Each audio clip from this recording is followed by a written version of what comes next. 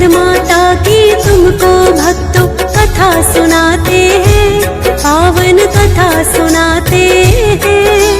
नवरात्रों के 5वें दिन इनको ही ध्याते हैं, हम कथा सुनाते हैं।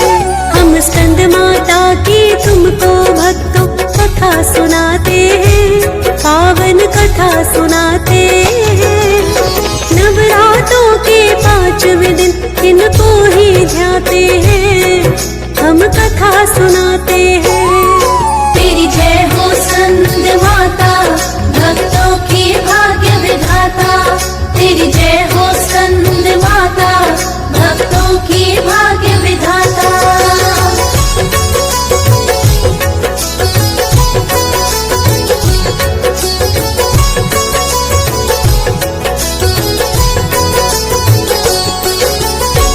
भक्तजनों, आज नवरात्रों के पावन पर्व का 5वां दिन है और नवदुर्गा का 5वां रूप स्कंद माता है।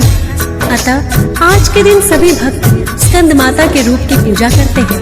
स्कंद माता का यह रूप बड़ा ही कल्याणकारी है। इनकी पूजा करने मात्र से ही भक्तों को कष्ट और कलेशों से मुक्ति मिलती है। स्कंद माता के भक्त सदा ही निर्भय रहते हैं।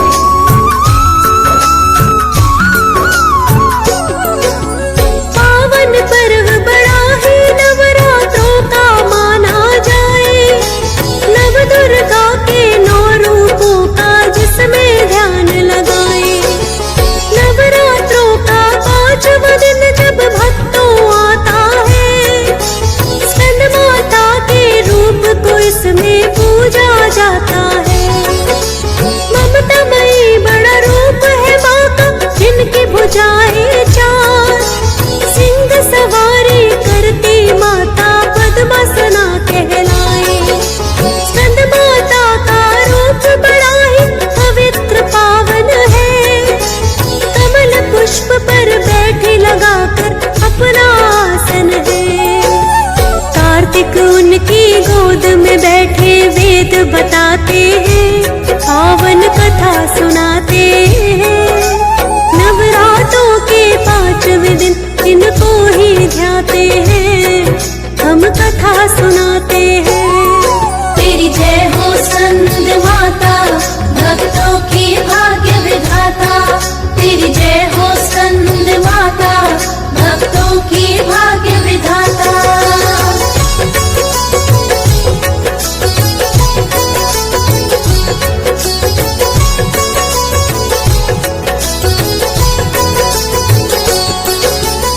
भक्तजनों, आज 5वें नवरात्रे में हम माता स्कंद के रूप का वर्णन और उनकी कथा और पूजा विधि का वर्णन करेंगे। माता की 4 भुजाएं हैं और वे कमलासन पर विराजमान हैं। उनकी सवारी सिंह है। दाईं तरफ की ऊपर वाली भुजा से भगवान कार्तिक को पकड़ा हुआ है और नीचे वाली भुजा में कमल पुष्प है। ऊपर वाली बाईं भुजा वर मुद्रा में है तथा नीचे वाली बाईं भुजा में भी कमल पुष्प लिया हुआ है। माता का यह रूप बड़ा ही कल्याणकारी है।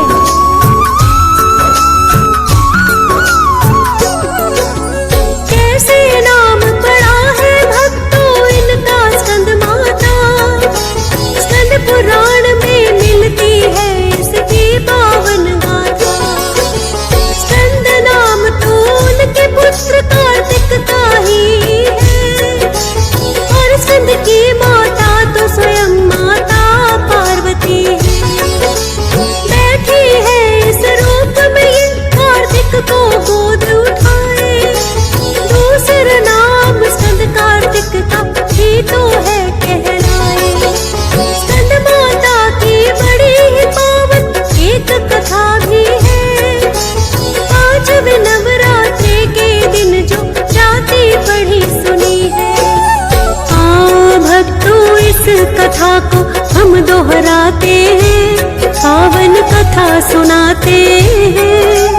नवरात्रों के 5वें दिन इनको ही ध्याते हैं, हम कथा सुनाते हैं।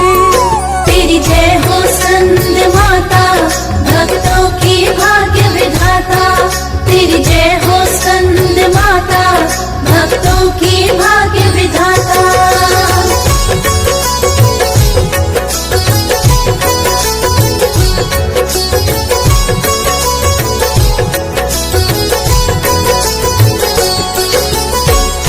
भक्तजनों, माता पार्वती को स्कंद माता के रूप में कब से जाना जाने लगा। इसकी बड़ी ही पावन कथा स्कंद पुराण में मिलती है। आज हम इस कथा का वर्णन करेंगे, तो चलिए सुनते हैं स्कंद माता की पावन कथा।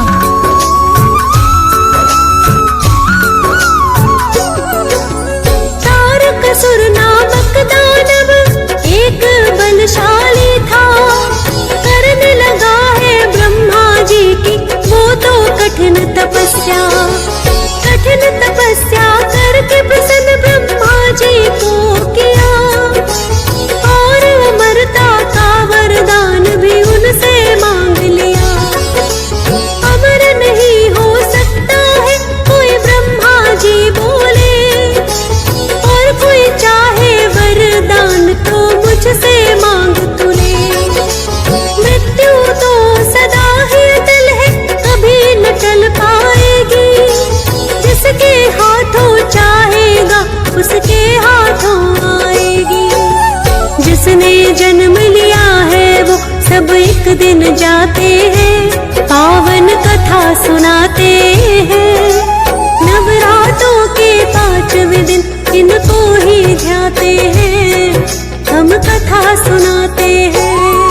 तेरी जय हो स्कंद माता, भक्तों की भाग्य विधाता। तेरी जय हो स्कंद माता, भक्तों की भाग्य विधाता।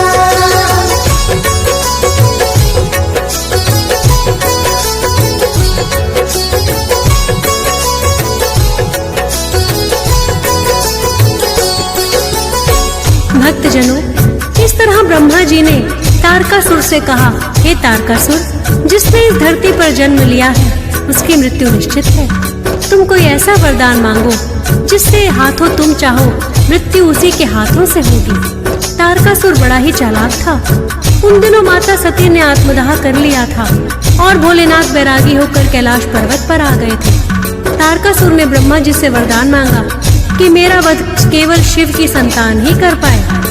वो जानता था कि न तो शिव विवाह करेंगे और न ही उनकी संतान होगी। इस प्रकार मैं अमर हो जाऊंगा।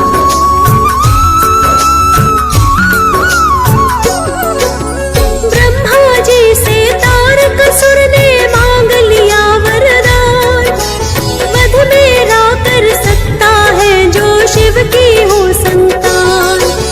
जानता है वो सती विरह में भोले हुए वैरागी, ना शिव की संतान कोई है ना मृत्यु आएगी। ब्रह्मा जी ने मन चाहा उन्हें दे दिया है वरदान, तारकासुर को अपनी शक्ति पे हो गया अभिमान। ऋषि मुनियों के यज्ञ हवन में उत्पन्न करता बाधा, स्वर्ग सिंहासन छीनने का भी मन में किया इरादा। युद्ध में देवता गण भी उसको हरा न पाते हैं, पावन कथा सुनाते हैं। नवरात्रों के 5वें दिन इनको ही ध्याते हैं, हम कथा सुनाते हैं। तेरी जय हो स्कंद माता, भक्तों की भाग्य विधाता। तेरी जय हो स्कंद माता, भक्तों की भाग्य विधाता।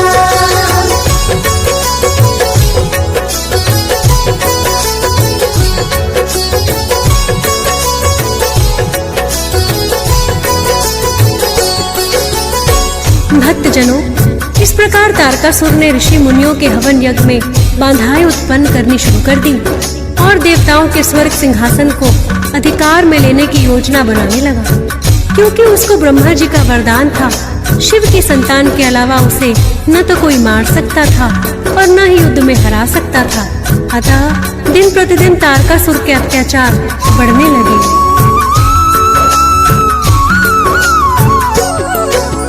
तारकासुर ने अपने अत्याचार बढ़ाए हैं, देवता गण भी कोई उपाय नहीं कर पाए हैं।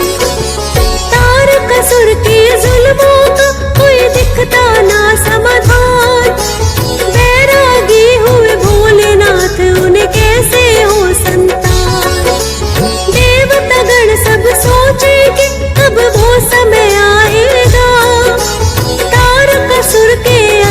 अत्याचार का अंत हो जाएगा। माता सती ने फिर तो अगला जन्म ले लिया है। राजा हिमालय की बनकर वो आई कन्या है। राजा हिमालय सारे नगर में खुशी मनाते हैं, पावन कथा सुनाते हैं। नवरात्रों के 5वें दिन इनको ही ध्याते हैं, हम कथा सुनाते हैं। तेरी जय हो स्कंद माता, भक्तों की भाग्य विधाता। तेरी जय हो स्कंद माता, भक्तों की भाग्य विधाता।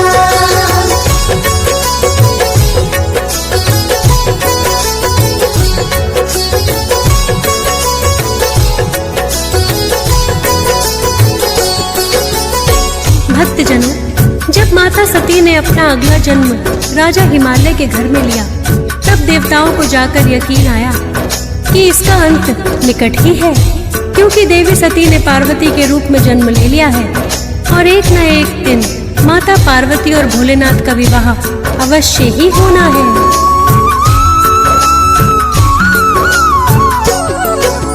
राजा हिमालय ने कन्या को मां दिया है नाम। शैलपुत्री और पार्वती भी है इनके दो नाम। हर्षित होकर देवताओं ने पुष्प है बरसाए। मुनि नारद जी दर्शन करने कन्या के आए। जानते हैं वो पिछले जन्म की वही माता सती है। हो गया जन्म दोबारा इनका, बनी पार्वती है।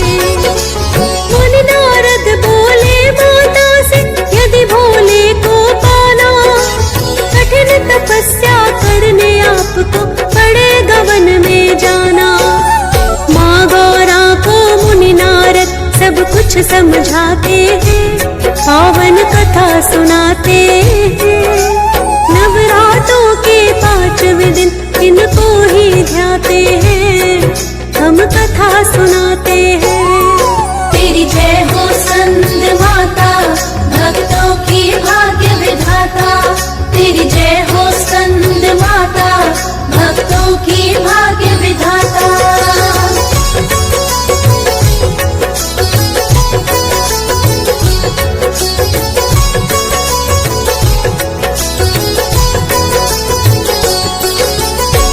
भक्तजनों, इस प्रकार मुनि नारद के वचनों को सुनकर माता पार्वती तपस्या करने वन में आ जाती है।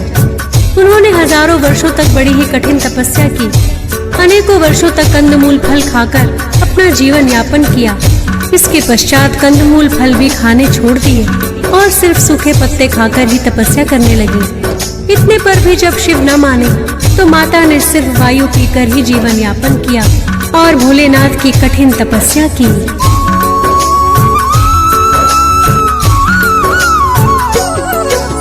हजारों वर्षों तक की मां ने बड़ी ही घोर तपस्या। भोलेनाथ को जाकर के है तब आभास हुआ। विवाह संदेशा राजा हिमालय ने उनको भिजवाया। शिव गौरा का विवाह हुआ तो देवों को चैन आया। तारकासुर के अत्याचार का अंत शीघ्र हो जाए। शिव गौरा का विवाह हुआ तो अब संतान भी पाए। आखिर कार्तिक रूप में उन्होंने पाली है संतान।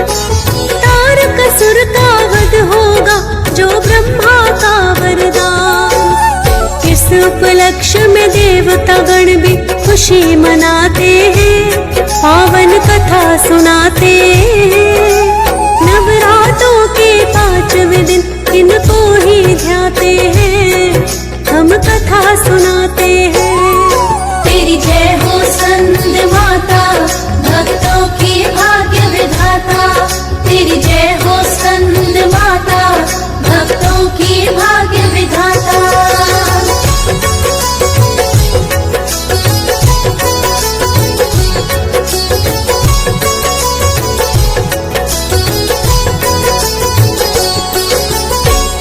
भक्तजनों, अब सभी देवताओं ने सोचा कि अब तो तारकासुर के अत्याचारों का अंत हो ही जाएगा, क्योंकि ब्रह्मा जी ने वरदान दिया था कि शिव की संतान ही तारकासुर का वध करेगी। इसलिए सभी देवता एकत्रित होकर भगवान कार्तिक को लेने के लिए माता गौरा के पास आते हैं और भगवान कार्तिक को अपने साथ ले जाने की विनती करने लगते हैं।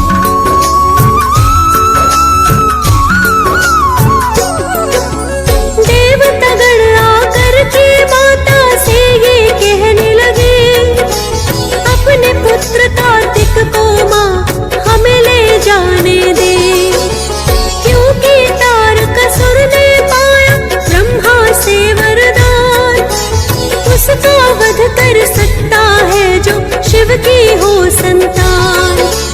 हम कार्तिक को माता सेनापति बनाएंगे, तारकासुर के अत्याचारों को मिटाएंगे। इतना सुनकर सब देवों से माता कहने लगी, कैसे लड़ेगा युद्ध कार्तिक, बड़ा है नादान अभी, अस्त्र शस्त्र भी इसको नहीं चलाने आते हैं, पावन कथा सुनाते हैं, नवरात्रों के 5वें दिन इनको ही ध्याते हैं, हम कथा सुनाते हैं। तेरी जय हो संत माता, भक्तों की भाग्य विधाता। तेरी जय हो संत माता, भक्तों की भाग्य विधाता।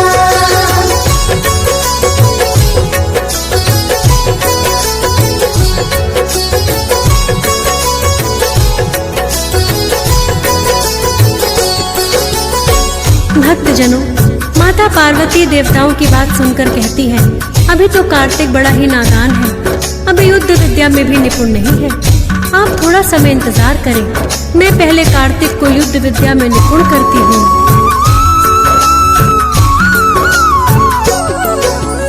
अस्त्र और शस्त्र चलाने उनको फिर माता ने सिखाए, फिर तो कार्तिक युद्ध विद्या में निपुण शीघ्र हो जाए। देवगणों को भक्तों जब भी ये है ज्ञात हुआ, युद्ध विद्या में निपुण कार्तिक अब तो है हो ही गया। कार्तिक को लेने के लिए वो माँ के पास आए और कार्तिक को अपना लिया सेनापति बनाए।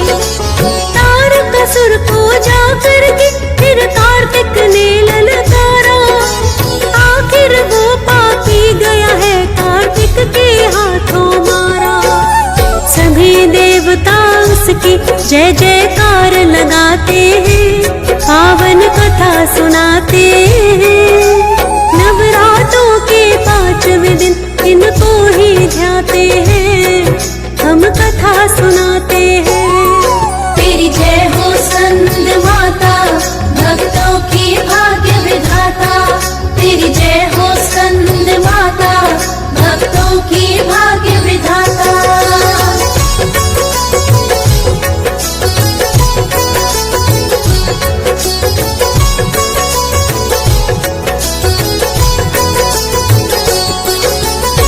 भक्तजनों, इस प्रकार तारकासुर दानव के अत्याचारों का अंत हुआ।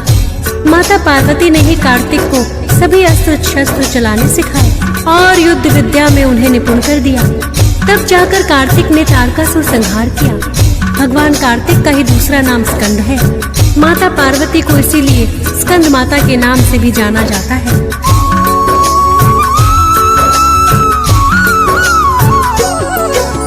स्कंद भगवान तो कार्तिक को ही बोला जाता है, माता पार्वती इसीलिए तो बनी स्कंद माता है।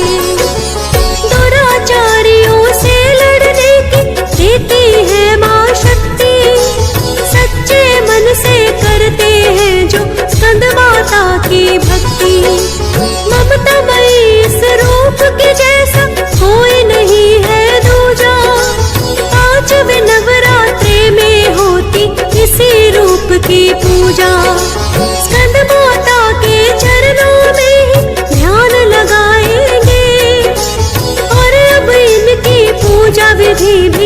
तुम्हें बताएंगे।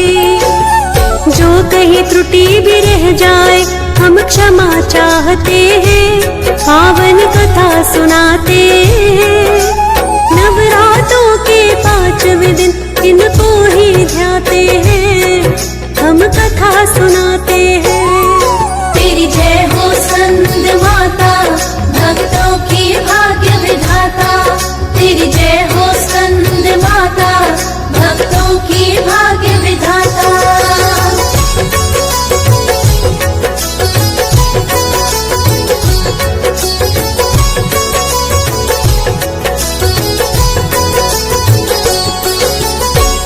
भक्तजनों, ये तो थी स्कंद माता की पावन कथा।